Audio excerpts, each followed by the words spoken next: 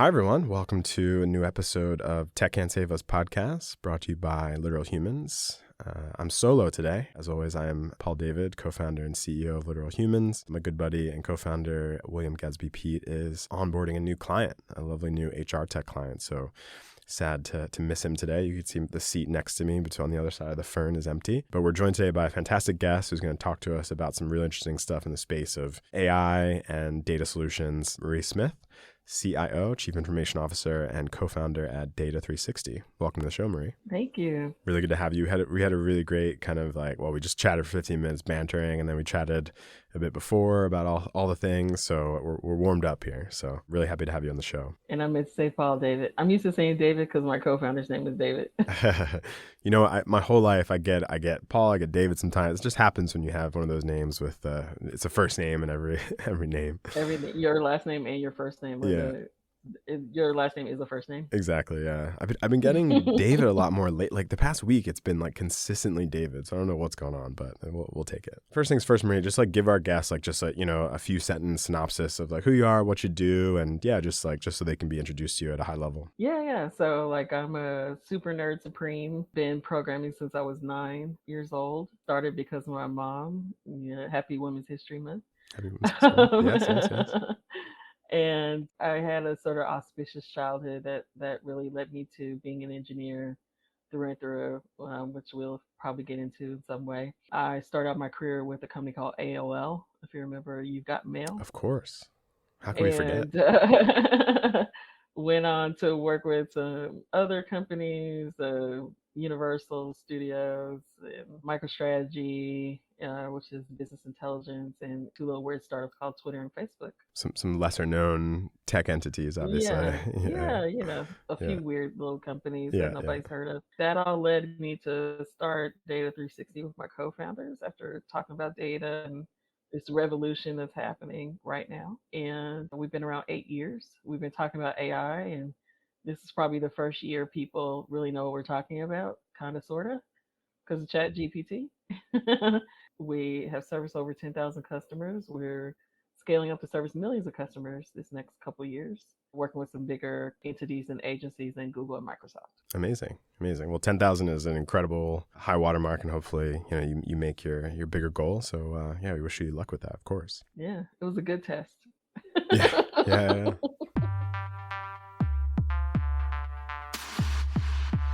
Well, good that you mentioned ChatGPT in your intro, because that's our first piece from Forbes here, and it combines two things. I guess you call them ideas, or they're actually practices. So AI and DEI, diversity, equity, inclusion, and artificial intelligence on the front end there. And this piece, really interesting in Forbes from I think it's from Sean Harper, who's kind of a famous DEI expert. Just talks about ChatGPT influencing the authenticity of DEI communications from leaders.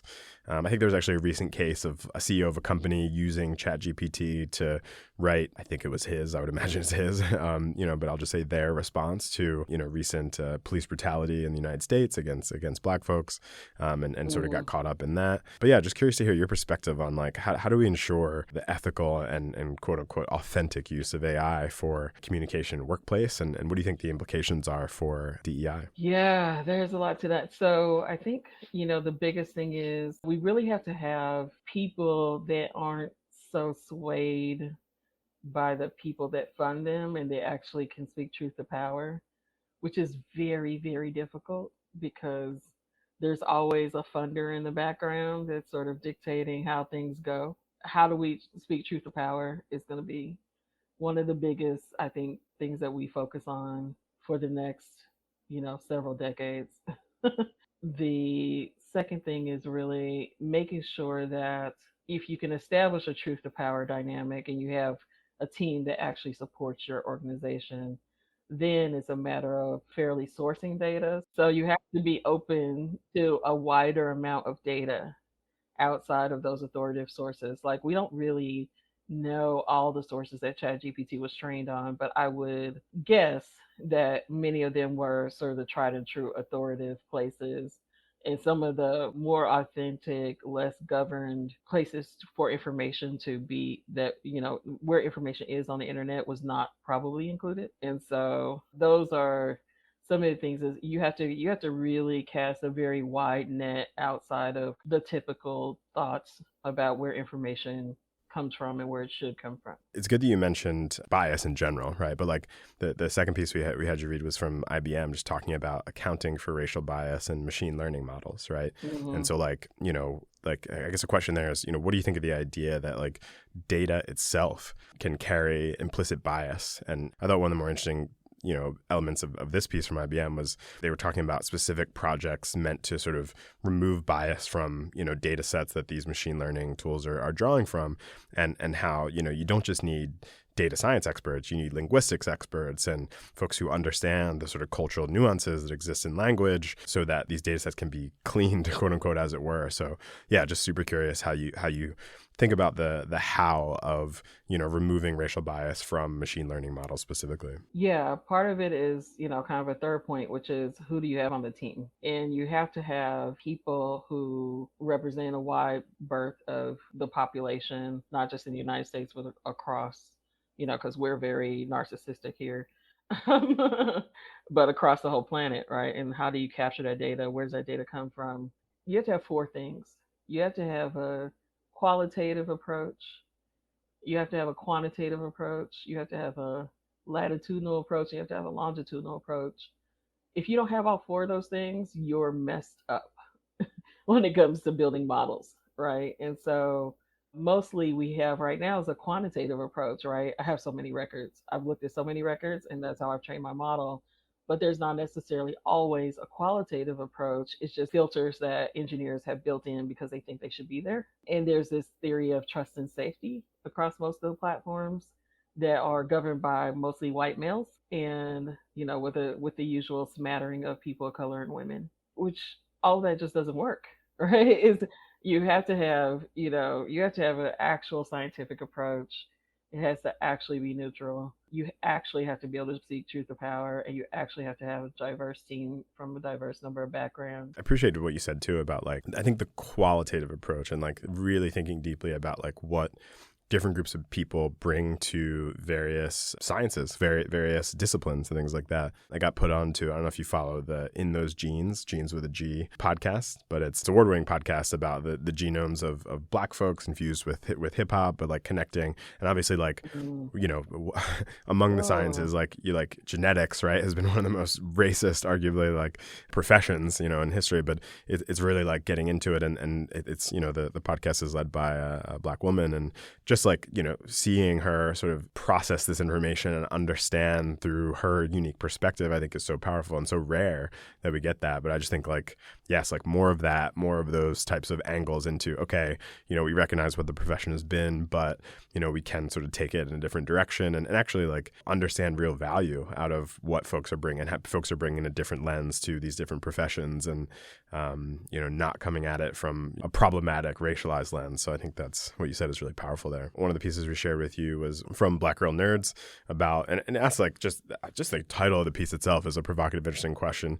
Can AI technology improve the lives of Black women? So I'll just like leave that out to you there and dangle that and get your perspective. Like, what's your experience? Like, is AI starting to improve your life? Like, do you think the prospects for it to do that at all, or does that make sense for you? Does that resonate with you? yeah, yeah, it does actually. AI and apps and software have definitely improved the quality of my life, even as I also am participating in the building in the ecosystem and improving the ecosystem. And our company also works with a lot of Black women through our online incubator. And I would say, yes, it does improve their lives in such that we don't typically have social capital and social information circles to rely on from our families to help us evolve as business people or help us uplift ourselves economically.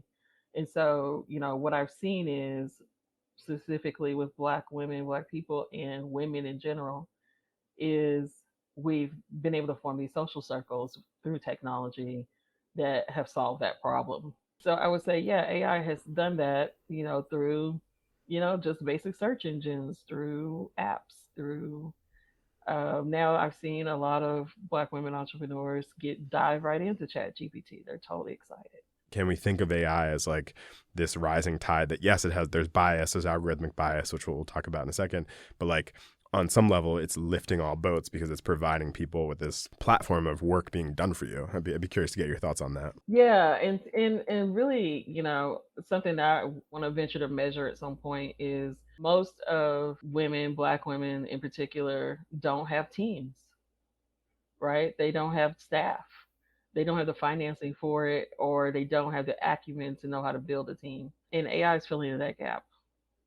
Or alternatively, like for us, just the pure disrespect without missing words that we get from team members, or potential team members as managers and executives, it's easier to go to a machine sometimes and get things done, or go to an app and get things done, or go to an app technology driven service to get things done, because you just don't get the resistance and the static from just being a boss, right? And being a person of color or being a woman.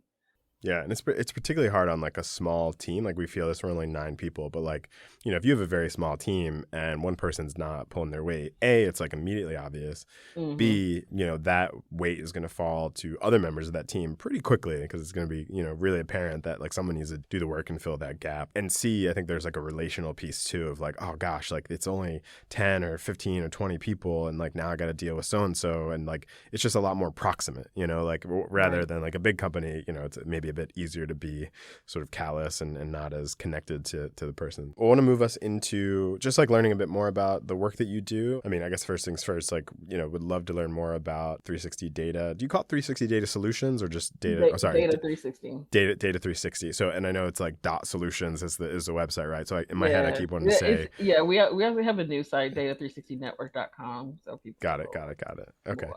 Well, I mean, yeah, tell us a bit more about Data 360 and your co-founder. So we'd love to hear about your process for and your inspiration behind creating it. Kind of where did it stem from, and what was your ultimate goal when you were setting it up? Yeah. Well, initially my co-founder and I were working for a nonprofit, and I was working for the wife and he was working for the husband.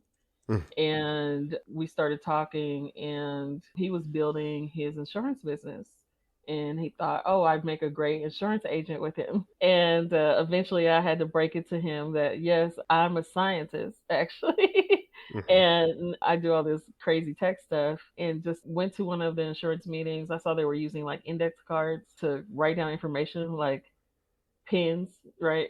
And paper. Yep. Yep. And I was like, whoa, whoa, whoa, why are y'all doing that? Like, why is there not like a CRM system, like messaging app? What are y'all doing? And then later I was like, okay, let me just show you Slack. Right? And Just Slack had just come basics. out. Slack was like Yeah. brand new. Yeah. I was like, let me show you Slack, and let me just show you like how you can share information that way. And then I took him to a WeWork, right? And like WeWork was just coming out in Los Angeles. It was brand new. And saw this like new universe with like these giggers, and like Uber and Lyft were taking off. And that's just all this, it was just sort of this kind of time when everything was sort of like this whole gig economy was really happening, apps were happening, and he was like, I'm all in, that's it. I'm doing whatever you're doing. And then we just started kind of going on the adventure of walking to Starbucks every day, meet with clients and talking to people we knew, and seeing what was possible, and then branching out from there.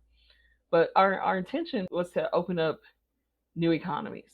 Really, we see ourselves as using data. Our mission and vision is expanding possibilities. And so we have a lot of empathy for people in building out automated systems that can teach them how to build up a company, or build up an audience, or build up different things. And that's all data driven, right? Data is like the fuel for all software. Our mission is to really expand their possibilities by becoming data literate and using software properly, and learn how to be tech literate and all those fun things. And so that was our main reason. And especially for Black and brown people, we're particularly behind, as that one article you sent said, 5% of Black women are involved in STEM, AI. I mean, I would say STEM because AI is probably 0.0000. I know I'm one of the few. I mean, I think there's like literally 100 of us, or a couple hundred of us, maybe. Yeah. I mean, the data is pretty Pretty overwhelming. Well, love to hear, what's your favorite success story? Like from how long have y'all been in business? We've been in business 8 years. I'd say my favorite one, I have a couple favorites, but one of them is we built an algorithm inside of Facebook, Hmm. or sort of trained an algorithm in Facebook to help this client win. They got $28,000 on their Kickstarter in 2 weeks Okay. with no intervention. And what exactly did the algorithm do? It just recruited, so it recruited all the people. So we loaded the content in, it recruited all the people, and it sent all the people over to Kickstarter, and all the people converted. So within 2 weeks, right, it's sort of a miracle, right, for him, because one is it happened in December Hmm. Oh, during wow. Christmas time. That's really hard. Yeah. It was not a Christmas product. Right. It was a vegan dried lentil product. Okay. So even Kickstarter, when we told that to them, they were like, "Whoa, who the heck are you? And what are you? What happened there? Like, how Yeah. did that Yeah. Yeah. happen? Because Right. that is like impossible that some vegan Kickstarter." So for him, it was he didn't have to lift a finger. He'd go on with his day. Right. We took care of everything. His agency didn't have to lift a finger. She went on with her day, Hmm. and it was incredible, right? And we've also done some things where we helped a nonprofit, for example, like they spent $16 million on a program, and they didn't know whether the money was spent effectively or not. And so we actually had to go out to the whole internet, not the and when I say the whole internet, I mean the data behind the internet, not just the front end side. So our business basically works by licensing over 28,000 APIs, which means that we have a lot, trillions and trillions of records that we have access to at any given point. And so we were able to find all their people, trace them geographically, talk about how their network evolved, and tell them how their money was spent. And it was nothing like what they had supposed, right? They just kind of like made up a story about how it goes.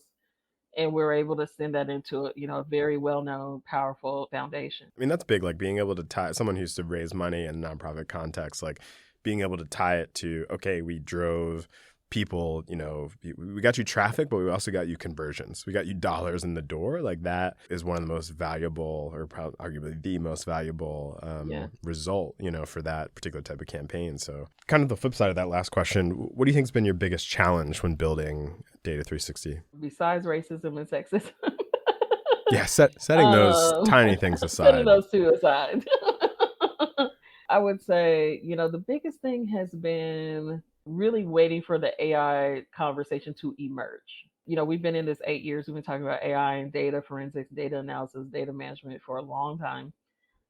Now that it's in the public conversation, I would say I've had more easy conversations than we've ever had in years, and we're seeing the revenue lift based on that conversation. Yeah. Is happening now. Do you feel like we've like turned a corner in like the last year, I guess, with ChatGPT and stuff? Or Yeah, and we knew the corner was coming right. because of some conversations we've had with Microsoft and with Google, because we're partnered with both those organizations. We knew it was coming. When COVID happened, the whole world just sort of got put on pause. So we've spent, it was interesting. We spent sort of 3 years in this zone of doing a lot of work around digital literacy and not being able to really go forward with AI per se until these last 6 months, because people are just sort of stuck on, oh, I can't talk to people anymore face to face. So I need digital tools, but I need any digital tool. I don't need AI necessarily. I just need anything to work. So we wind up doing a lot of like remedial teaching during COVID. And that was a big hang up. But it actually also taught us a lot, because now we really deeply understand how deep the problem is with technology, and then looking at how can AI actually fill the gaps. Yeah, in a way, like maybe the step back sort of, cause people to kind of reassess a little bit, and like, had we been moving as like quickly and sort of again like callously as we had been. But yeah, that's super interesting, and interesting to hear that just the timing of it and how that sort of I hadn't thought about the way that COVID may have, or the pandemic or the response to the pandemic, like may have delayed some of the onset of those things. So that's super interesting to hear. I guess too, be curious, like you touched on this a little bit earlier in your last response, but like navigating the industry that you're in as a woman of color, like What would you say is your biggest takeaway, and what sort of not advice, but like, I guess sort of we like to say like what's worked for you, as sort of a woman of color navigating the industry that you're in. I have to just like show up everywhere, like fully show up and fully be myself. Hmm. And absolutely 1,000% know that everything that I am is okay and everything I put forward is okay, because there's so many people waiting to kind of get in there and like mess with your self confidence. And I think that's it's really true of everybody, but they specifically do it to women of color and Black women. Those microaggressions. So I think just knowing I'm 1,000% okay. Nothing I'm saying is off or wrong or needs to be thought about more. Just having that true confidence has been everything. And then, being able to work in these, sort of unknown communities, communities behind the scenes, and get resources from other women in the field, talk to other women who have been successful, ask for the meetings I need to ask for, join the programs I need to join so that, we can move forward. It's sort of tedious. I know I wouldn't be doing it if I was a white male. I wouldn't be doing all this extra resourcing things. But what's been helpful is it also helps me see quite a bit of chunk of the world, right? And what the problems are. And as an engineer, I can sort of go, oh, we can use our solution to solve that problem, or we can get a partner to solve that problem. Or I kind of see like ways that we can reinvent how business runs, right? How economies grow, how startups get made, how projects get analyzed, how corporations do innovation. There's so many things we can touch, which are super interesting because we've had this really grounded experience with the public. It's been amazing. So, we have probably about a couple million people in our network. It's funny you mentioned too, like I think the network thing. It's something we realized we're 3 years in. I mean, we're not as far along as y'all are, but like you come to realize like if you really are intentional and thoughtful about how you build your networks, like you're building almost like a marketplace for yourself, right? So you've got clients, potential clients, existing clients, and you've also got like talent that you can bring in. So you've got literally the demand and the supply, and you can kind of like harness those if you're smart about it, And I appreciate you saying that in terms Hmm. of like, yes, like think about how you build it, think about how you position yourself, because if you do it right, you can start to like harness that fire, as it were, of both demand and supply, and leverage it. Yeah, and you don't have to worry about just begging for your supper every day Oh yeah. with financiers. It's really nice. It gets easier. Yeah, totally. I mean, we've been, especially like recently, like we had a bit of a downturn, and obviously it was recession hit and stuff like that, and then we bounced back really quickly, and it was like, I think in part because we had sort of started to establish ourselves and get referrals, and like we didn't have to hustle and reach as far for new work and things like that. So I think we were a little bit Hmm. surprised by that, but we're like, yeah, like this should be easier after 3 years. You know what I mean? Like we have case studies, like we've done good work. So yeah, appreciate you bring that perspective about networks in there. I'm gonna ask you again to do the impossible, which is like set aside sexism and racism for a second, but Okay. I want to tweak this question about your biggest frustration within your industry, because like I'd be interested in your answer to this from like a technical perspective. And you mentioned Hmm. waiting for AI to turn the corner, but I'd be curious, like on the more product side, the more technical side, what would you say has been, a big frustration in terms of like the there and like the gist of the work that you do on the product side? What's frustrated you the most? Yeah, I think the biggest thing is just like all the investment. There's so much competition between all the different platforms, right? Microsoft, Google, Nvidia, Amazon, IBM, all these different ones. It's like learning 8 different languages simultaneously, right? Because each one has their kind of own paradigm, own way of being, that sort of thing. And as a service provider and as a developer, it becomes a little bit, I think, tedious, right? Having to learn so much about each entity without them making it a little bit easier. And I shouldn't say I think, I know that they're trying to make it better. I do know that. I actively see those efforts, and I know you'll probably hear this one day. I know they're trying to make it better.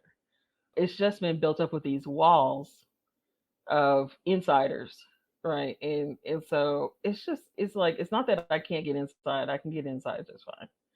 It's just it's a lot of time, right? And then if you, as a person of color, right, I can't help but bring this part in. You don't have all the financing to sit there and learn unfettered and, unlimited learning time, right? While somebody pays for your next 10 years of life with financing, it makes it incredibly difficult to do that because you have to survive, right? And you have to get money through the door, and it's not through financing, it's through revenue. That's very different. So that, my frustration is just kind of like it's not that it's not easy. It's much easier than it has ever been in my 30-year career. It's easier. It's not that it's not inclusive. It is more inclusive than it's ever been in my 30 years of a career. It's Now it's a matter of just that lift of getting into a process or into a product is a little bit onerous. Well, let me ask you one of the questions that we like to ask every guest. Is like one of my favorite questions, but like, what's one problem that tech can't solve for us and why? Compassion. Tech can give us empathy, but it can't give us compassion. And I think as a planet, start believing in compassion more than we believe in power. What's the distinction you're making between compassion and empathy there? So I would say empathy, you can see other people, you can hear their stories now thanks to technology, but it doesn't mean that you're going to have compassion for them. Compassion, you're saying, is more active, more like you're doing something in response? Yeah, I mean, it means like you're accepting that truth. Yep. And you're allowing that truth to affect your world. Yeah. Fair. Yeah. Okay. Well said. I like that distinction. Right. Versus like a lot of people think empathy is enough. Like, I hear the story, I see the story, and I acknowledge the story exists. That's great. Yeah. But the story has to change Totally your actual actions and paradigm and the way the world functions, and that change is what everybody's resisting right now. Yeah, I think that's one of the most, and I'm it's like something I'm working on the side is like a kind of a tech product to like push people more in that direction of like measurable, observable change that they've taken as a result of, maybe you listened to a podcast or you read an article or you did a VR experience that taught you, about, it's actually something we're trying to do with the British Red Cross, like a VR, AR experience about what it's actually like for migrants to come to a country like the UK, for example. Like, but what action are you taking on the back of that? And how are you integrating that, as you said, into your life, like continually? So I think that's really well said. That's a great answer. Last question. We like to ask this to everyone kind of at the end, but like, what's worked well for you in terms of, building a career that balances both profit and purpose? Meditation, my spirituality has really balanced me out. Being able to unplug and go hug a tree, not to be labeled a tree hugger, but true California. Right on. Yeah. Go to the desert or sit by a campfire, like that kind of stuff, like the ability to unplug. I haven't done it well recently. Yep. Just from building the company, but that's where I'm going as a person. Right. Again, for probably the fourth time in my life, in terms of just unplugging and meditating and taking care of myself, because I've just been on this like growth ramp in not taking care of myself as well as I could. Yeah. It's so easy to get on that loop and just like you're hustling, you're not taking care of yourself, and you're thinking that it's going to like allow you to keep making money and you make more and all that stuff. And then you're like, wow, I'm just absolutely, knackered, as it were. So I'm constantly like shocked and surprised by like the diversity of the things that could fall under meditation, and how, like how little attention gets paid to that, and like how meditation can take so many different forms and serve so many different functions. I think that's really fascinating. So appreciate you bringing that in. We'll have to do an episode on meditation and as it relates to tech. Yeah, let's do it. Marie Smith, Chief Information Officer, CIO, and co-founder at Data360. We are very excited to have you on. This has been a great chat about all things AI and data and bias. And yeah, just really appreciate your time, and great to hear about your experience as a business owner. And just keep doing what you're doing. Thank you so much for your time today. Thanks, Paul. Looking forward to talking more. Absolutely. And where can folks find you on the interwebs? How do they find you and your company? If you type in Marie Data360, pretty much on Instagram, LinkedIn, those are the two spots I'm on personally.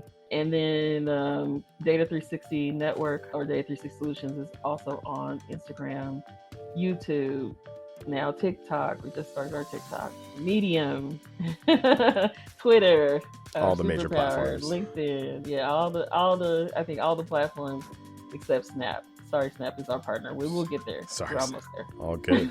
Well, cool. We'll be sure to add those links to the episode description. And yeah, Marie Smith, we really appreciate your time today. And for folks listening, please don't forget to rate, subscribe, give us a 5-star rating, please, so we can keep bringing great guests like Marie onto the pod. Thanks again, Marie. Appreciate your time today.